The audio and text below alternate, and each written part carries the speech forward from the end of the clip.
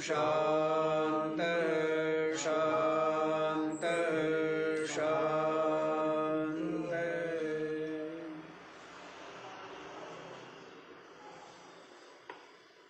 हाँ जी, क्या बताया? ये जो आत्मबोध नाम का ग्रंथ आप लोग श्रवण कर रहे हैं, तो इसमें क्या सुना है? प्रथम बताया था कि तपो के द्वारा क्या हो गए हैं? जिसके समस्त पाप क्षीण हो गए हैं, जो शांत है, वीतरागी। सारे सारे जितने भी वृद्ध साधक है, सबके सब क्या है? वीतरागी। क्यों जी? विरक्त हो गई। बुढ़ापे में तो रक्त वैसे ही नहीं रहता है, रक्त नहीं है ना, खून नहीं है। जिसमें खून ना हो उसको क्या कहेंगे? विरक्त।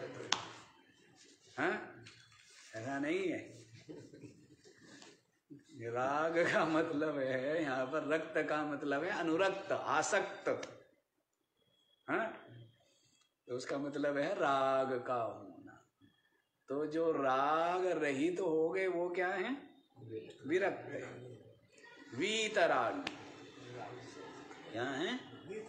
वीतरागी है ना। जो विचारवान और विशिष्ट प्रज्ञावान होता है ना, वो क्या होता है? वीतरागी होता है। और जो संसारी है, स्थूल बुद्धि है, वो रागी होता है। वो क्या होता है? संसारी हर जगह राग करते हैं, और विचारवान सब जगह से राग शून्य हो जाते हैं, है ना। तो राग शून्य हो जाना चाहिए, तो वीतरागी। तो क्या बताया था कि तप के द्वारा पाप क्षीण हो गए, और जो शांत है, वीतरागी है, मुमुक्षु है, उनके लिए आत्मबोध नाम का ग्रंथ हम कह रहे हैं। क्या जरूरत है जी बोध की? क्या जरूरत है?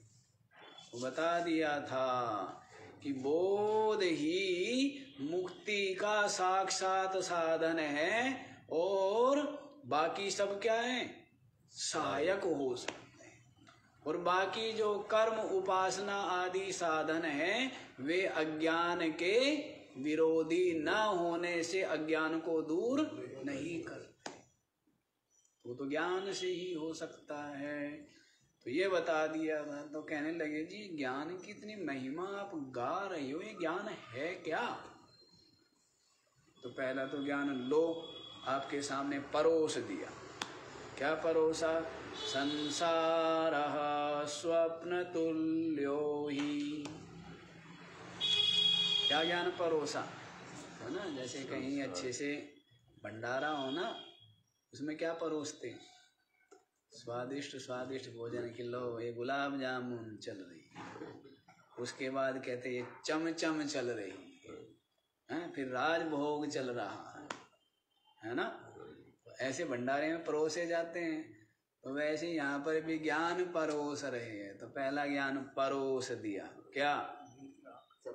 ये जो संसार है ये सपना है ना।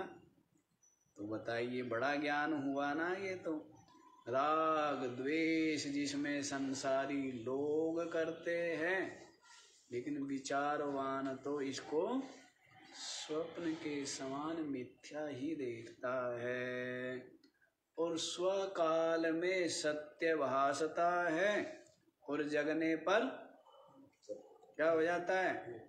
असत भवेत, असत हो जाता है। फिर कहा था जब तक ये जो जगत है सत्यम जगत भाति, जब तक ये जगत, तब तक, जब तक नहीं, तब तक सत्य भासता है। सुक्तिका में रजत के समान, सीपी में चांदी के समान। जब तक सीपी को नहीं जाना तब तक क्या भासता है? चांदी भासती है कि चांदी है। और जब पास जाके देखा, सीपी का ज्ञान हुआ, तो चांदी भासती है क्या? फिर सत्यवत भले ही भासे, लेकिन भासती है तो अब मिथ्यावत, सत्यवत नहीं। इसी प्रकार से ये जगत भी तभी तक सत्यवत भासता है यावन्न ज्ञायते ब्रह्मा सर्वाधिष्ठानमद्वयम्। संपूर्ण नाम रूप प्रपंच का अधिष्ठान जो अद्वय ब्रह्म है, जब तक उसको नहीं जानते तब तक ये जो जगत है सत्यवद भाति। क्या होता है? सत्यवद भाति।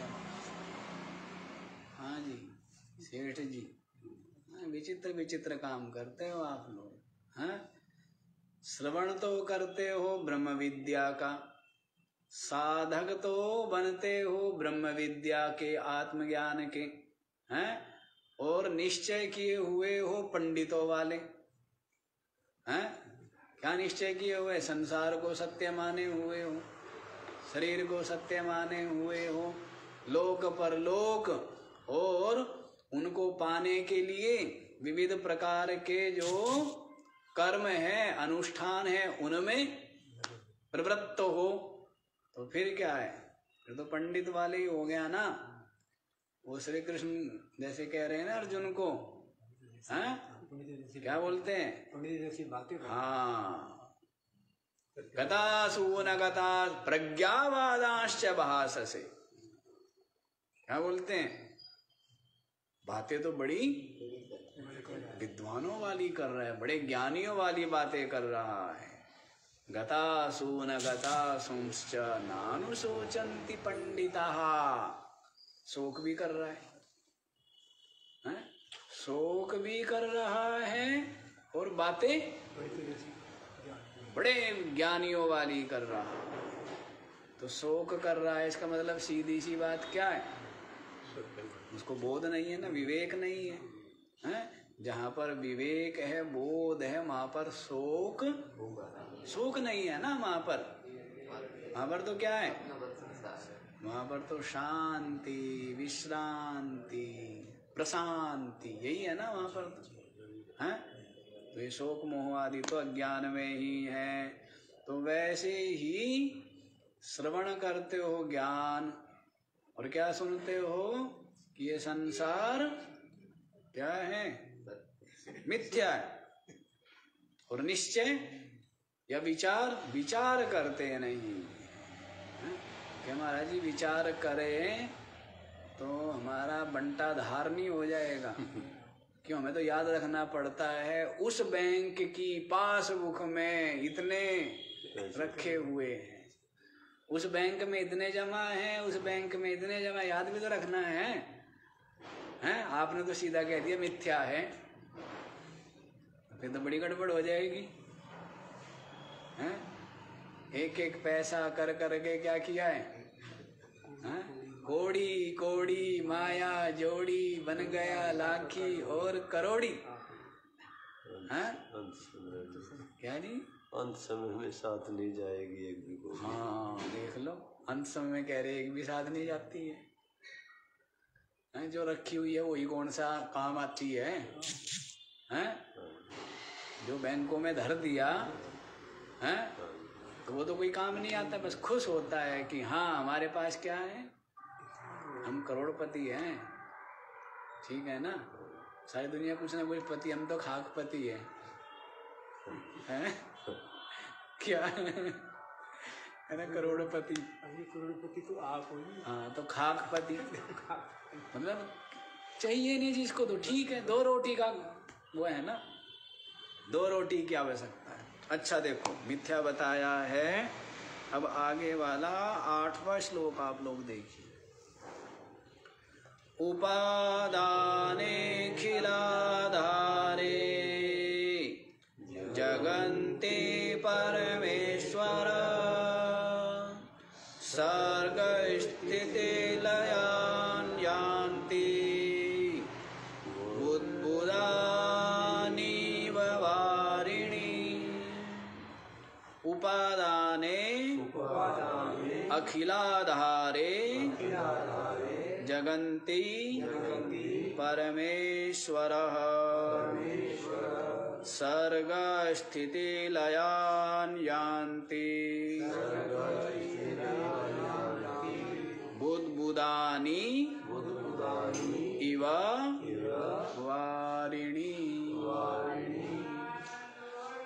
उपादाने अखिलाधारे परमेश्वरः। परमेश्वरे तो नहीं दिया ना, सबके पास एक ही पुस्तक है ना, दूसरी भी होनी चाहिए।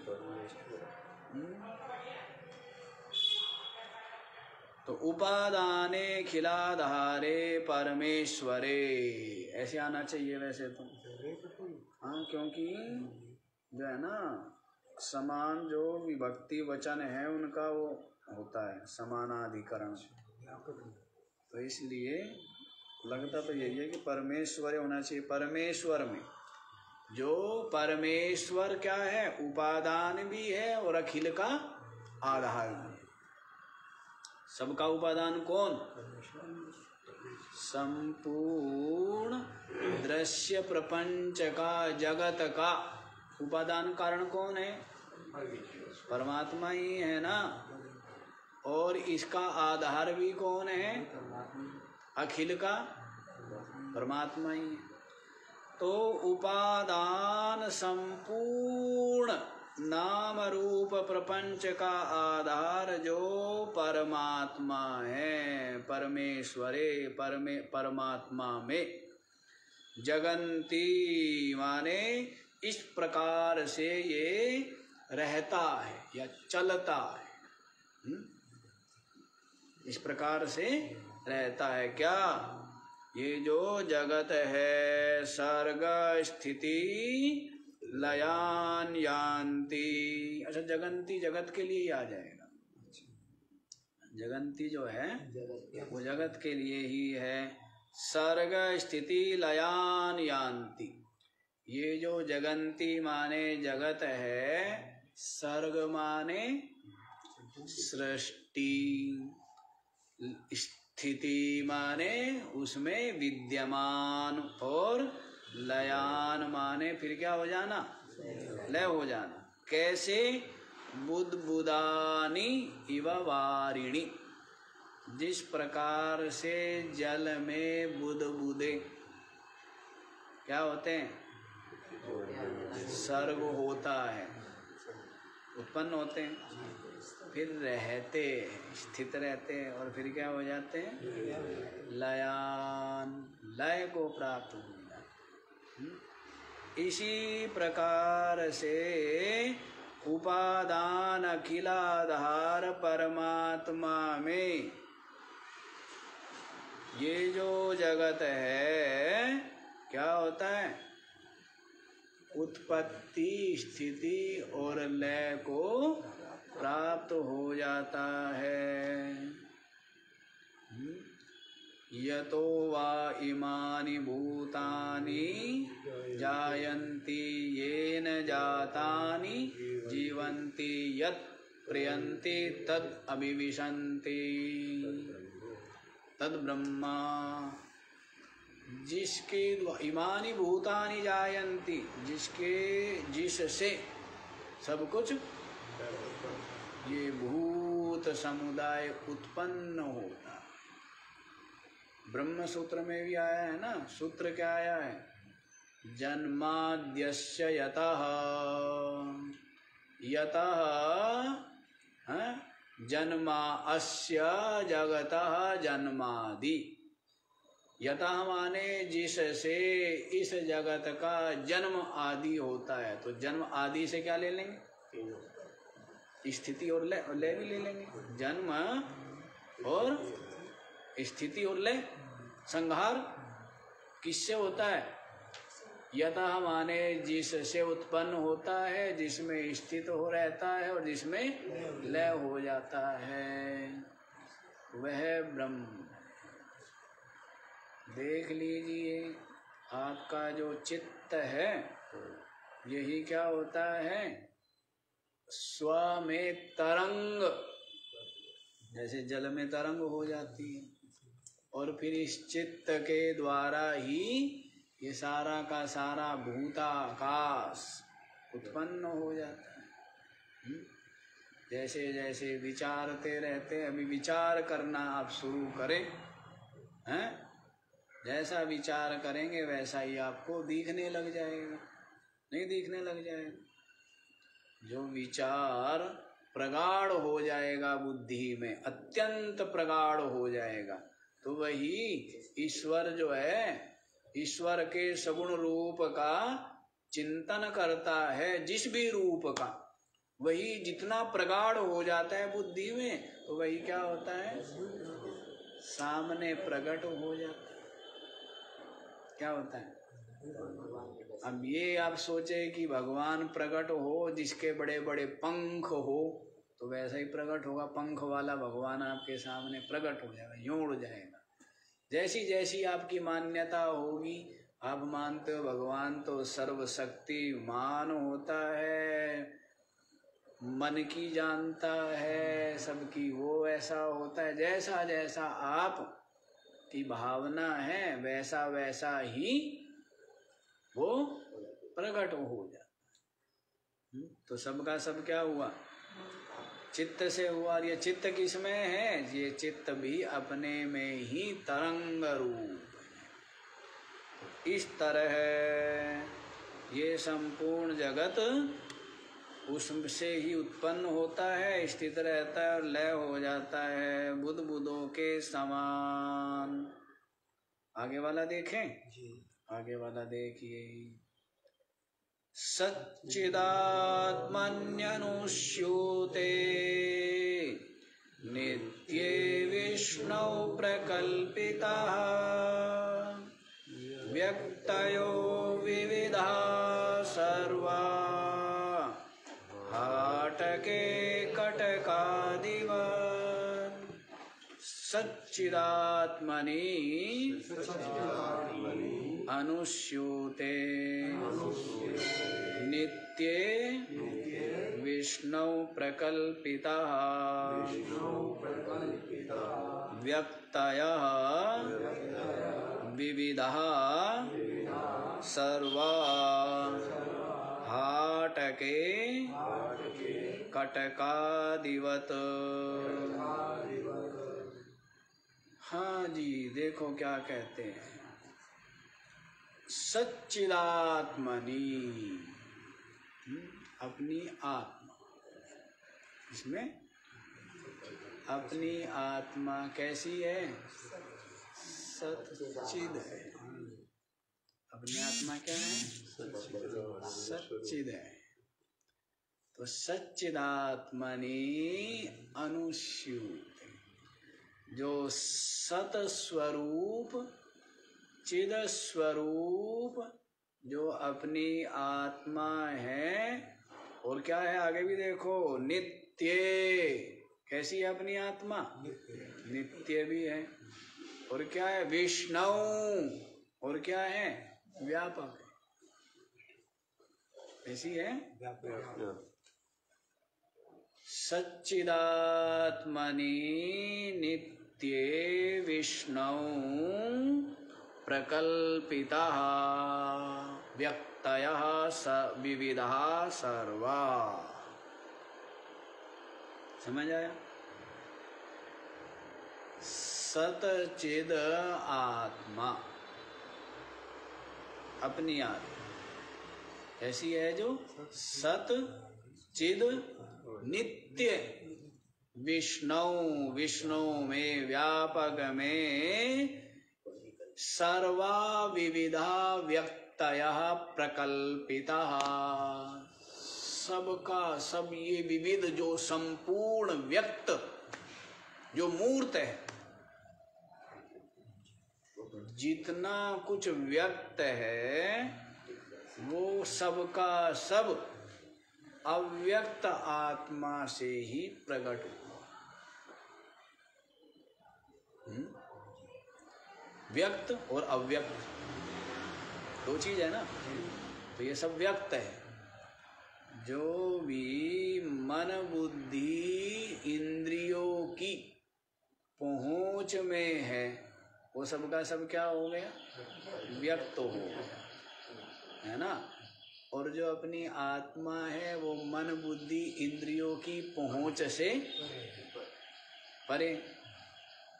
तो जो जो मन बुद्धि के द्वारा जाना जाता है, गो गोचर जालग मन जाई, सो सब माया। गो माने इंद्रिया, गोचर माने इनके विषय, मन जाई, और जहां तक मन और मन के विषय है ना, ये सब के सब क्या है, सो सब माया। वो सब के सब क्या है, माया का कार्य होने से उनको भी माया ही कह दिया। सब के सब क्या है, माया ही। सब के सब माया है। तो और अपनी आत्मा वो क्या रह जाती है, इनसे परे रह जाता है ना, मन बुद्धि इंद्रियों से परे रह जाता है। तो ये माया ही है, व्यक्त जो कुछ है सबका सब व्यक्त ही हुआ ना। जो अव्यक्त माया है वो भी व्यक्त ही समझो एक तरह से, क्योंकि उसका नाश हो जाता है। और वो जानते तो है ही, हम क्या जानते कि है तो वो अनात्मा ही है, तो वो कल्पित ही है, तो मिथ्या ही नहीं जानते, जानते हैं। तो इसलिए पुनः देखिए क्या बताया है, सच्चिद आत्मनि अनुस्यूते। सच्चिद आत्मा में जो अनुस्यूत है, अनुगत है, हैं? कैसी है अपनी आत्मा, नित्य, जो नित्य है, विष्णु है, जो व्यापक है। क्या है, सीमित नहीं है, असीमित है। उसमें व्यक्तयः सर्वा विविधा व्यक्तयः प्रकल्पितः अनुस्यूते। क्या है, संपूर्ण जो विविध, ये जो कुछ भी व्यक्त है सबका सब कल्पित हो करके और उसमें ही अनुगत है। अनुगत माने उसके ही आश्रित है।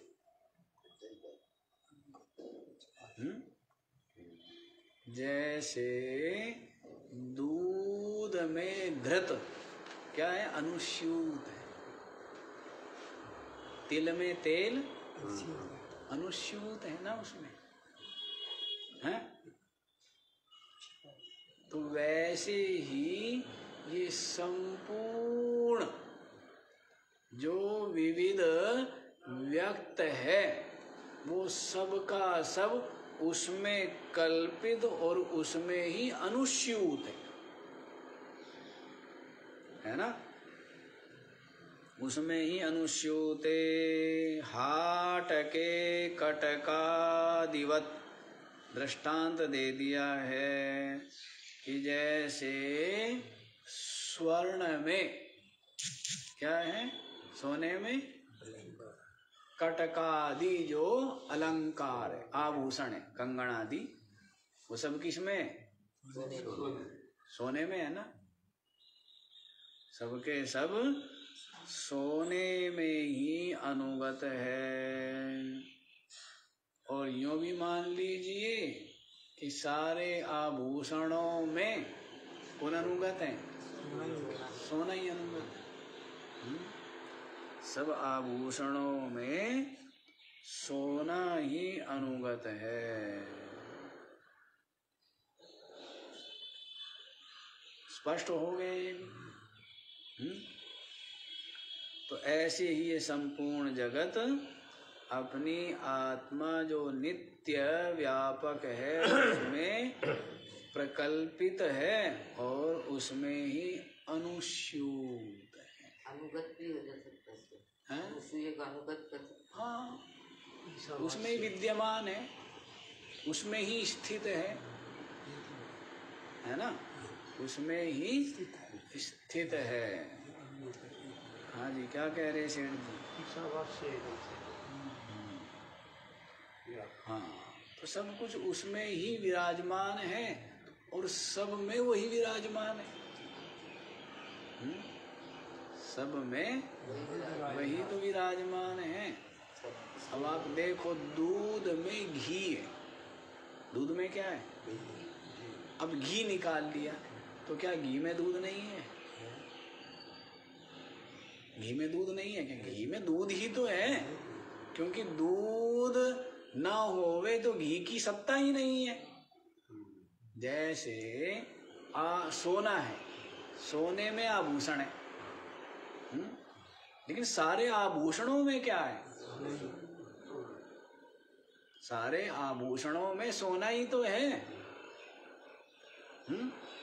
तो वैसे ही ये सब का सब आत्मा में, परमात्मा में कल्पित है और परमात्मा में ही अनुगत है। ये जो समझ लीजिए कि परमात्मा सब में अनुगत है, क्योंकि जितने भी नाम रूप है, नाम रूप का अधिष्ठान क्या है? सतचित आनंद ही है ना।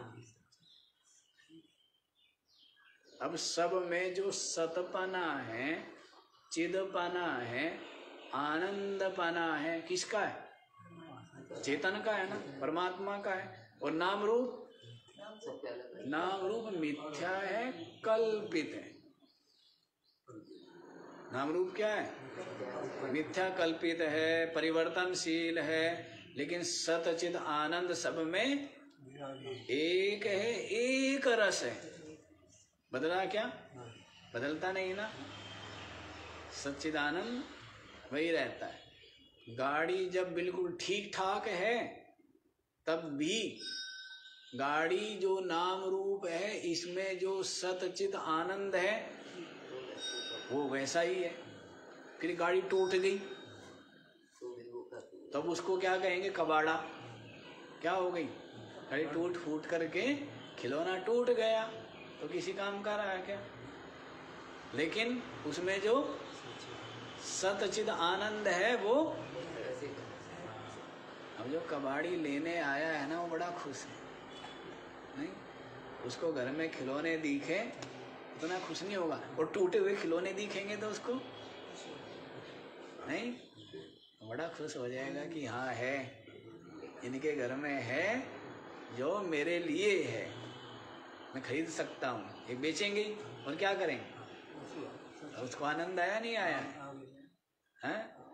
वैसा ही है, सतचित आनंद है सब में। अच्छा जी, 10वां श्लोक देखिए। यथाकाशोर्षि केशो नानोपाधि गतो विभुः तद्भेदाद् भिन्नवद् भाति तन्नाशेषति केवलः। यथाकाशः ऋषिकेशः नाना उपाधिगतः विभुः तद्भेदाद् भिन्नवद् भाति तन्नाशे सति केवलः। हाँ जी, क्या कहते हैं देखो। यथाकाशः ऋषिकेशः नानोपाधिगतः विभु। यथाकाश है, जिस प्रकार से आकाश, जिस प्रकार से आकाश है और आकाश में ही सब कुछ है। सब कुछ किसमें? सबको अवकाश दिए हुए हैं। और यूं समझ लीजिए एक तरह से कि आकाश ही तो बना हुआ है।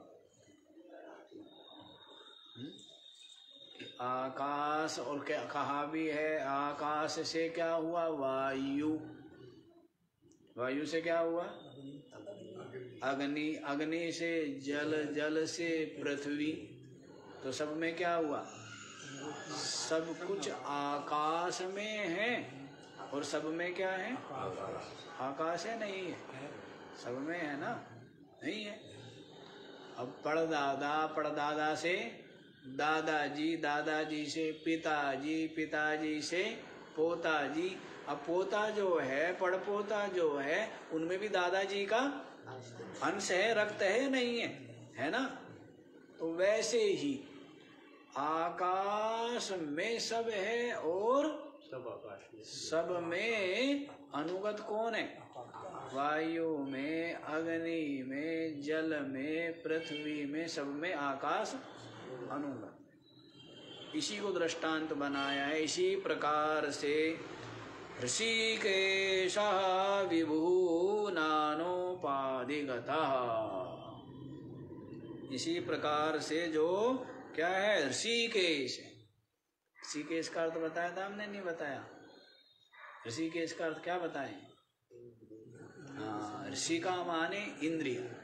ऋषि का इंद्रियाणाम ईशः इति ऋषिकेश।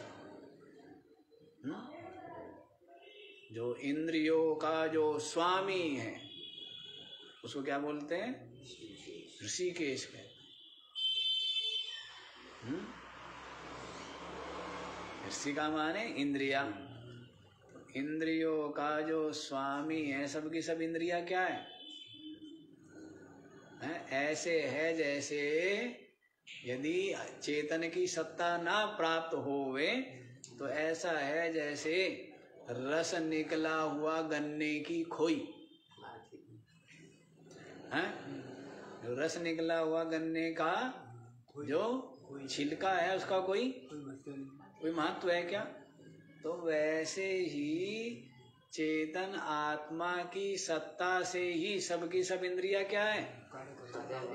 सजीव होकर के स्व व्यापार करने में समर्थ होती है। तो इनका सबका स्वामी कौन है? सबको सत्ता स्फूर्ति देने वाला है ना? तो इसीलिए वो जो चेतन आत्मा है उसको ऋषिकेश कहते हैं। गीता जी में अर्जुन ने बहुत बार प्रयोग किया है ना, ऋषिकेश तदा वाक्यम मिदमाह महीपते। तो ऋषिकेश ये भी है जिसने अपनी इंद्रियों को वश में कर लिया हो, उसको क्या कहेंगे? ऋषिकेश। क्या कर लिया हो? जिसने अपनी इंद्रियों को वश में कर लिया वो ऋषिकेश। जान लिया है कि इंद्रियों के जो विषय है वो सबके सब क्या है? हैं? सबके सब दुख रूप ही है। ऐसा समझ करके जिसकी इंद्रिया स्वस्थान में ही ठहर गई है। इंद्रियाणि इंद्रियार्थेभ्यः तस्य प्रज्ञा प्रतिष्ठिता। क्या बोला है गीता जी? यदा संहृते चायं कूर्मोऽङ्गानीव सर्वशः इंद्रियाणि इंद्रियार्थेभ्यस्तस्य प्रज्ञा प्रतिष्ठिता। पूछा ना, अर्जुन ने पूछा ना स्थित प्रज्ञा का लक्षण बताओ, तो बताया है यदा संहृते चायम। जिस प्रकार से ये कछुआ होता है ना, क्या करता है? कुछ भी है समस्या संकट की उपस्थिति का आभास होते ही कूर्मोऽङ्गानीव सर्वशः अपने अंगों को क्या करता है? ऐसी इंद्रियाणि इंद्रियार्थेभ्यः, इंद्रियों के अर्थों से जिसने अपनी इंद्रियों को क्या कर लिया है, तस्य प्रज्ञा प्रतिष्ठिता, उसकी जो प्रज्ञा है वो क्या रहती है, शांत रहती है ना, स्वस्थ रहती है ना। और जिसकी इंद्रिया चंचल है तो मन बुद्धि शांत बैठेगा। इंद्रिया चंचल है, अब घोड़े चंचल है, हैं? और जिस रथ में आप बैठे हो तो वो तो रथ को खींचेंगे ही और क्या करेंगे, ऊपर नीचे खड्डों में डालेंगे, नहीं डालेंगे, क्यों जी? तो जो गाड़ी में बैठा हुआ है उसको भी, वो भी हिलेगा नहीं हिलेगा, हैं? उसके शरीर भी खूब। तो वैसे ही है इंद्रिया रूपी घोड़े, ये क्या है, चंचल, चंचल है और कहीं भी लेके जाएंगे।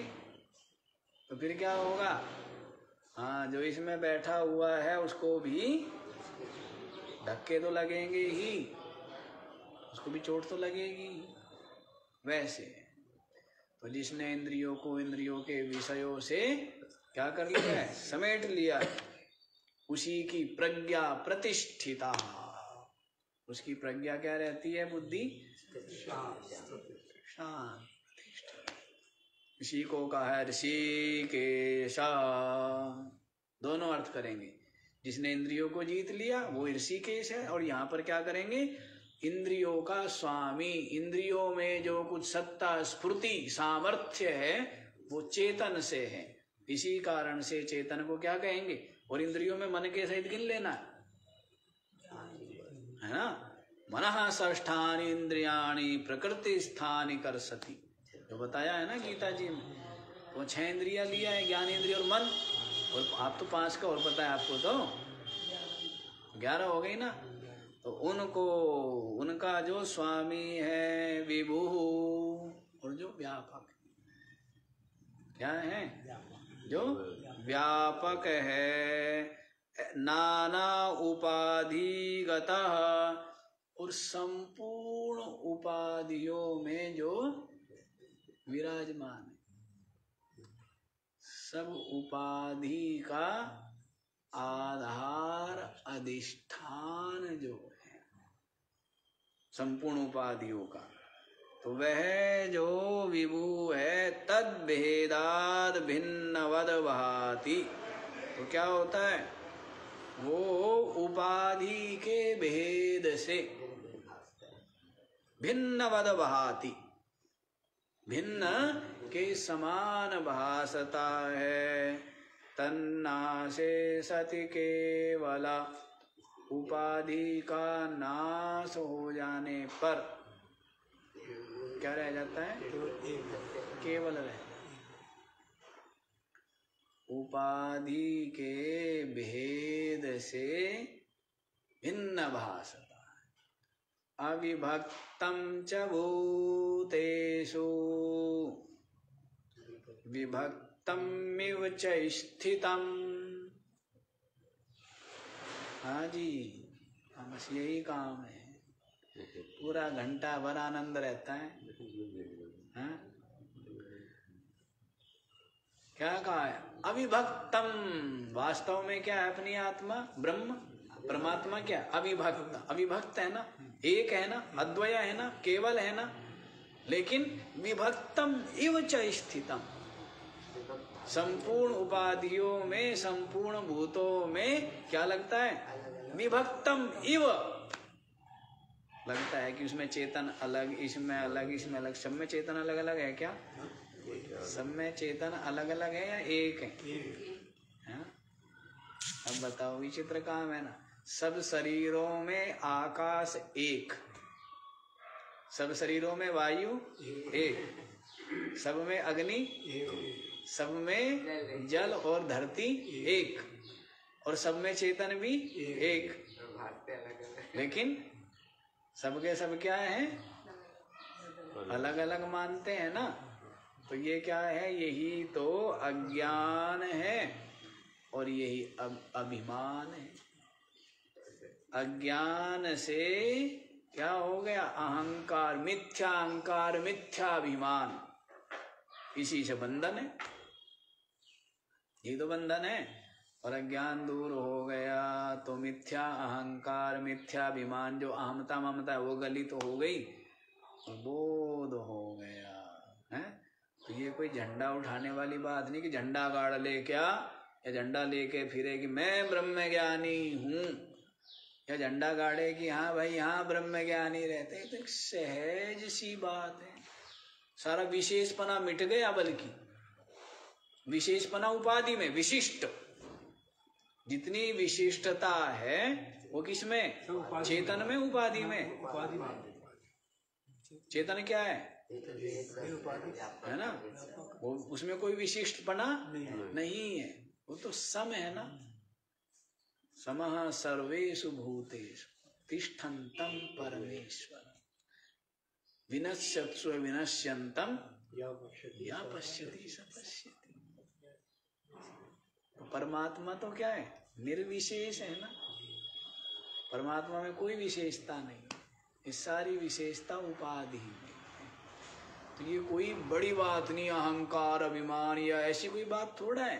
किसको जाना है, स्व को जान लिया, जिस स्व से सबका सब क्या है, भासता है। किसे, अब अपनी आंखें फूट गई हो तो अपने को दिखेगा क्या कुछ, क्यों जी? अपनी आंखें फूटी हो तो अपने को कुछ नहीं दिख रहा है ना। तो इसका मतलब क्या, रूप नाम की, दृश्य नाम की, जगत नाम की कोई चीज नहीं है, ऐसा ऐसा नहीं। तो वैसे ही स्व को नहीं जाना, सब कुछ हम किससे जान, जैसे अब आंखों से जाना रूप को, तो वैसे ही ये सबको जो सजीव चेतन बने हुए किससे, स्व से बने हुए हैं ना। तो स्व को जान, किसको जाने, स्व को जान, स्व जो अपना चेतन है। तो इसमें कोई अहंकार वाली बात नहीं है कि स्व को जान लिया है। जो एक चेतन है वही है, जो अद्वय है, जो केवल है, जो सच्चिदानंद है, जो अविनाशी है, जो नित्य मुक्त है। तो उसको किसी प्रकार का अहंकार हो सकता है क्या? जनक जी ने कहा, भाई जो भी ब्रह्मवेत्ताओं में श्रेष्ठ हो, वरिष्ठ हो, वो क्या करें, हैं? ये हमने 1000 गाय जिनके सींग खुर सबके सब क्या है, स्वर्ण जड़ित हैं, और उनके ऊपर बहुत अच्छे अच्छे क्या उड़ाए हुए हैं उनको, हाँ ऐसे दुसाले उड़ाए हुए हैं। तो इन 1000 गायों को ले जाए जो ब्रह्मवेत्ताओं में श्रेष्ठ। तो याज्ञ कोई जब देखा याज्ञवल्क्य जी ने, अब जो ज्ञानी होता है उसमें अधीरता तो होती नहीं है, हैं? ना किसी प्रकार अधीरता किसमें होती है, जिसमें अहंकार हो, जिसमें अहंकार होगा उसी में तो अधीरता होगी, उतावलापन होगा। और जिसमें अहंकार नहीं उसमें क्या होता है, थोड़ा ठंडा सा, है ना, थोड़ा धैर्य होता है, उतावलापन नहीं होता। तो जब देखा कोई नहीं उठ रहा है तो याज्ञवल्क्य जी ने अपने शिष्यों को कहा कि भाई ये गायों को ले जाओ। उस समय तो संकोच से उठ नहीं रहे थे, और फिर अब सबके सब चिल्ला पड़े, अच्छा तुम अपने आप को सबसे बड़ा ज्ञानी समझते हो, ब्रह्मवेत्ताओं में श्रेष्ठ समझते हो? याज्ञवल्क्य जी कहने लगे, ऐसा नहीं है, हम तो ब्रह्मवेत्ताओं को क्या करते हैं, नमस्कार करते हैं। हाँ, एक गाय की हमें आवश्यकता थी क्योंकि हमारे यहाँ गुरुकुल है, विद्यार्थी है, तो उनको दुग्ध पीने से क्या होती है, देशी गाय का दुग्ध पीने से जो मेधा शक्ति वो बढ़ती है, धारण शक्ति, ग्रंथ धारण का सामर्थ्य बढ़ता है। जैसा हमने भी अनुभव किया, जैसे जो राजस्थान के देखे ना हमने विद्यार्थी, तो उधर क्या है, देशी गायें ज्यादा है, तो उनकी बुद्धि में की जो धारण शक्ति वो ज्यादा होती है। ये देखा हमने। और जो ये भैंस का दूध पीने वाले हैं तो भैंस की तरह बुद्धि क्या होगी? ये अलग अलग होता है। जिनको युद्ध करना हो, सैनिक हो, क्षत्रिय हो, जिनको शरीर का पोषण करना हो, पुष्ट करना, उनको भैंस का दूध पीना चाहिए। लेकिन जिसको पढ़ने पढ़ाने का, साधना कर आदि करने का जिनका काम है, उनके लिए भैंस का दूध तमोगुणी है। भैंस का दूध क्या करता है? खाली मोटा करता है। जितना मोटा शरीर उतनी मोटी बुद्धि नहीं। और गाय का, जो देशी गाय का दूध पीने वाले, मैंने देखा कि उनकी जो प्रज्ञा है वो बड़ी तीक्ष्ण होती है। ये अनुभव किया। उपासना भी ऐसे थोड़ा गाय का दूध पीने, उपासना भी करनी पड़ती है। ये मत समझना कि गाय का दूध पीने से ही बुद्धि हो जाएगी। उपासना भी तो करनी होगी, है? उपासना करेगा, अनुष्ठान करेगा, तभी तो बुद्धि तीव्र होगी। तो याज्ञवल्क्य जी कहने लगे, भाई गुरुकुल में विद्यार्थियों को क्या चाहिए? दूध चाहिए। इसलिए हम तो गाय लेकर के जा रहे हैं। हाँ, बाकी किसी को कुछ पूछना हो तो पूछ सकते। सबने अपने अपने प्रश्न के, याज्ञवल्क्य जी ने उत्तर दिया ना, सबका समाधान किया है। तो कहने का भाव है, जिसको अपनी आत्मा का बोध है, परमात्मा का बोध है, उसमें किसी प्रकार की विशिष्टता या अहंकार की संभावना नहीं है। वो तो बल्कि सबसे ज्यादा सरल हो जाता है, क्योंकि सब में देखता है कुछ विशिष्टपना है ही नहीं। मैं तो निर्विशेष हूं। जीव क्या है? सविशेष है। जीव क्या है? सविशेष। और ब्रह्म चेतन निर्विशेष। तो इसलिए उसमें किसी अहंकार आदि की तो गंध भी नहीं होती है। और किसके सामने अहंकार करें? सबका सब स्व से भिन्न, किसी की सत्ता ही नहीं है। स्व से भिन्न अन्य की सत्ता नहीं है। तो इसलिए प्रशंसा या प्रसिद्धि या प्रतिष्ठा है या यश आदि की कामना किससे करें? हो सकती है? तो ये संभावना नहीं। यदि ये सब कामना बनी हुई है तो सीधी सी बात है कि स्व का बोध, आत्मा का बोध नहीं है ना। इसीलिए क्या चाहता है? प्रशंसा प्रसिद्धि चाहता है। और जब चाह सब मिट जाती है। जो स्व में, आत्मा में स्थित है, उसकी सब चाह मिट गई। और ऐसे महात्मा जो है वो धन्य है, जिनकी सब चाह, आशा, तृष्णा, वासना गलित। धन्य। अच्छा जी, देखो क्या बता रहे यहीं पर, स्पष्ट हो गया क्या? ये जैसे आकाश में जो अनेकों उपाधि है, तो अनेकों उपाधि आकाश में भास रही है। और सब में अनुगत क्या है? आकाश ही है।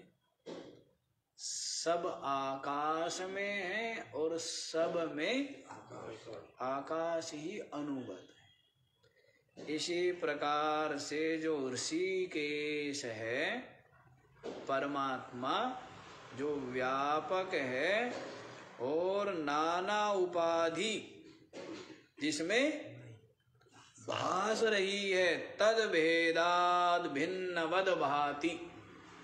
उपाधि के भेद से, जैसे एक सूर्य, सूर्य कितने हैं? और यहाँ पर घड़े भर करके रख दिए 1,00,000, तो सब में क्या दिख रहा है? सूर्य दिख रहा है ना। इस घड़े में भी, इस घड़े में तो अनेक सूर्य दिख रहे हैं, तो अनेक हो गए क्या? एक सूर्य है, अनेक भासता है उपाधि से। वैसे ही आकाश भी देख लीजिए, एक आकाश है, लेकिन घटांतरवर्ती आकाश को क्या कहेंगे? घटाकाश।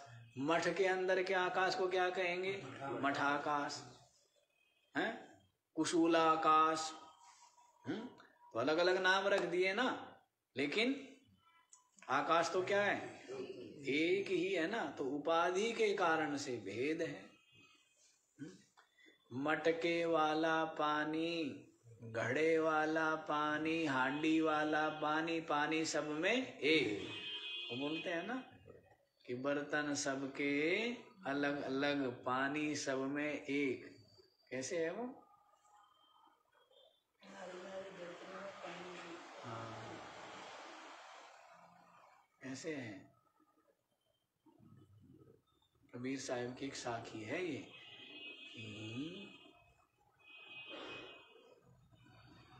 कि जल भरने को गई पनिहारी, ऐसे कुछ है कि पानी, कुआं है, कुएं से सब में सब लेकर के आते थे पानी पहले, तो बर्तन सबके अलग अलग, पानी सब में कोई कुछ ले रहा है, कोई हांडी ले रहा है, कोई कुछ ले रहा है, कोई कलश ले रहा है, कोई घड़ा ले रहा है, लेकिन पानी तो सब में एक ही। तो वैसे ही सब भूतों में, सब शरीरों में परमात्मा तो एक ही, सबके अंदर एक ही भरा हुआ है ना। और जिसकी सत्ता से, कृपा से मन बुद्धि इंद्रिया शरीर स्व कर्म करने में समर्थ हो रहे हैं, तो सबके अंदर एक ही परमात्मा भरा हुआ है। तो इसी को कहते हैं तद भेदाद भिन्नवद भाति। भेद उपाधि के भेद से भिन्न भासता है। तन्नाशे सति केवल, उपाधि का नाश हो जाने पर क्या रह जाता है? गंगा जी में भरा हुआ है सबने उपाधि हैं, और वे घड़े तोड़ दिए तो सबके सब क्या हो गए? गंगा जल ही है, गंगा जी ही है ना।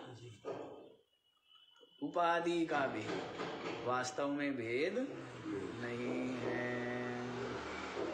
आगे वाला भी देख लीजिए, 11वां श्लोक है। नानोपाधि वसादेव जाति वर्णाश्रमादयः आत्मन्यारोपिते तोये रसवर्णादिभेदवत्। नानोपाधि वसाद एव जाति वर्णाश्रमादयः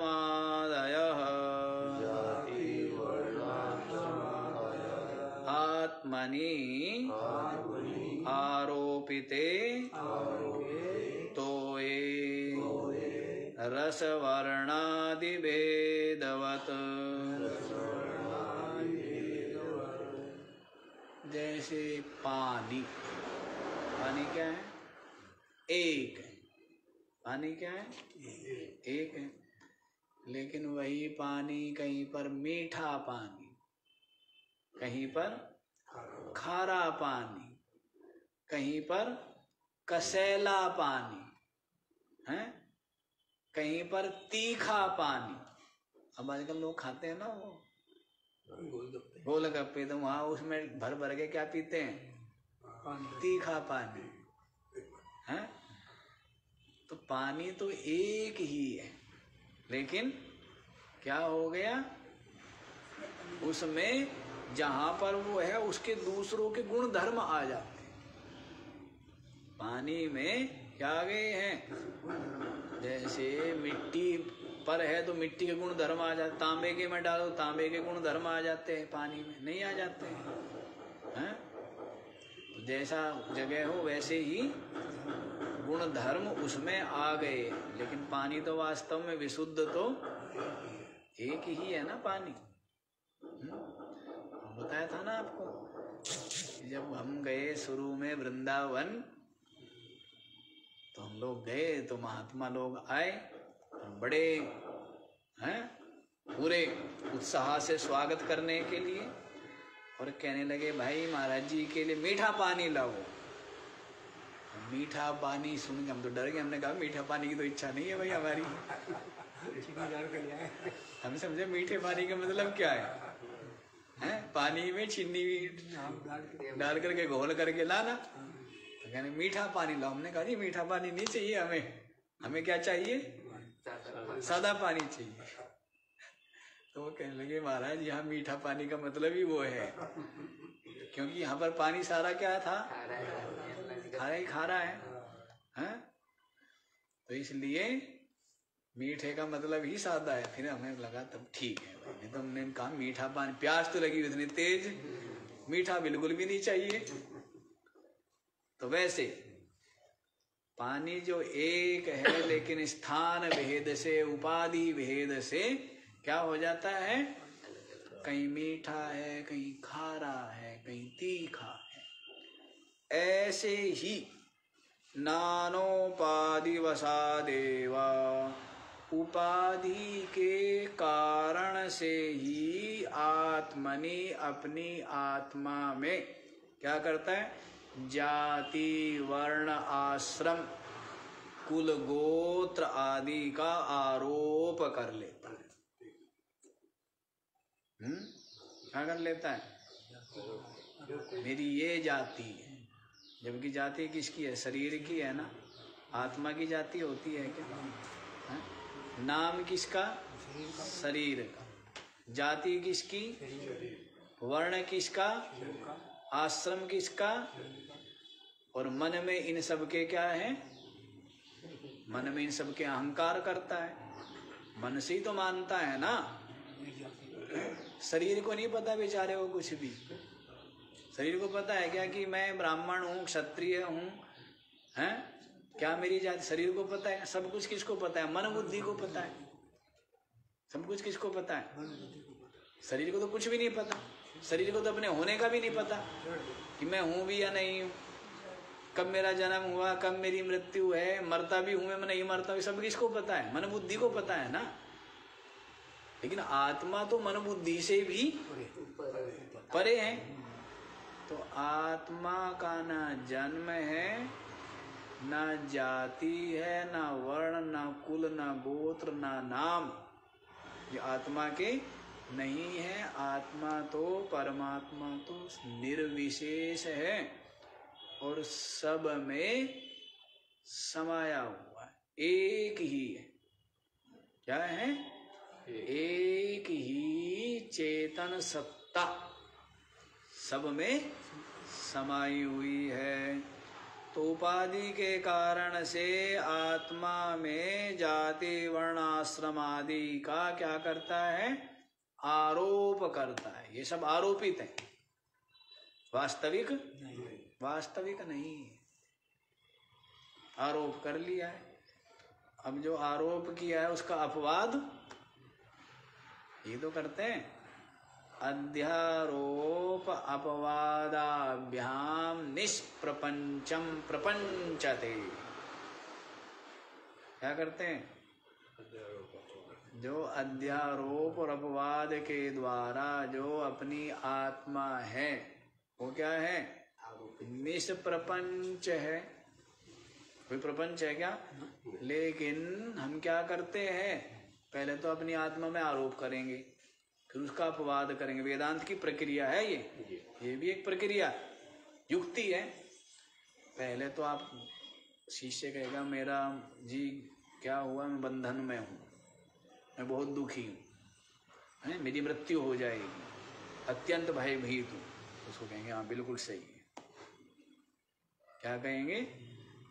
सही है, हाँ भाई मोक्ष पाना है ना, मृत्यु से परे होना है ना, है बंधन से मुक्त होना है ना। तो पहले तो उसकी क्या करेंगे?